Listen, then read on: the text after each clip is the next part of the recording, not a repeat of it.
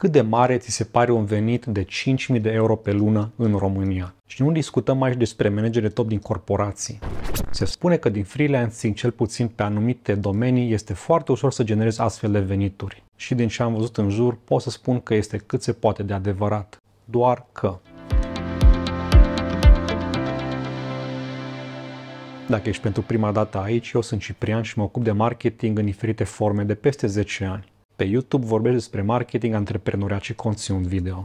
Atunci când cineva spune despre câștiguri de X mii de euro pe lună din freelancing sau când vreun angajator îți propune salariu de câteva mii de lei sau euro, dar vrea să-i facturezi banii prin PFA, trebuie să fii foarte, foarte atent la ce anume te raportezi, pentru că veniturile nu înseamnă salariu. Iată ce vreau să spun.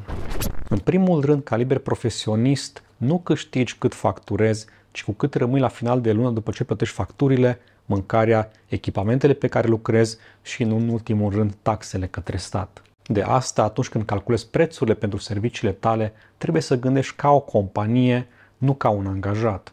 O companie are cheltuieli, are riscuri, are nevoie de investiții în echipamente și mai trebuie să facă și profit.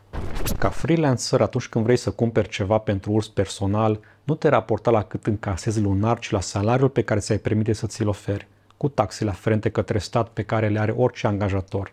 Chiar dacă din punct de vedere legal banii de PFA sunt banii tăi și poți să faci ce vrei cu ei, este bine să treci deciziile de cumpărare prin acest filtru. Asta pentru că la un moment dat încasările îți vor crește, nu te vei mai încadra la PFA și chiar va fi nevoie să operezi ca o companie.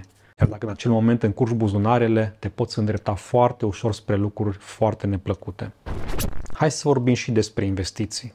Investițiile în companie nu sunt pentru tine personal. O mașină, un laptop scump și așa mai departe. Cheltuie banii respectivi așa cum ai cheltui dacă ai cumpărat ceva pentru un angajat de-al tău, nu pentru propria plăcere. Capriciile trebuie să ți le faci din salariul tău ipotetic sau din banii cu care rămâi la final de lună după ce plătești toate taxele și cheltuielile.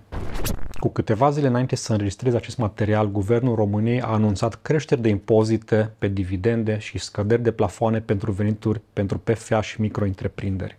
Aceste noi măsuri te vor obliga cu atât mai mult să îți gestionezi banii ca o companie. Poate voi reveni cu detalii pe acest subiect. Până data viitoare, mare atenție la bani!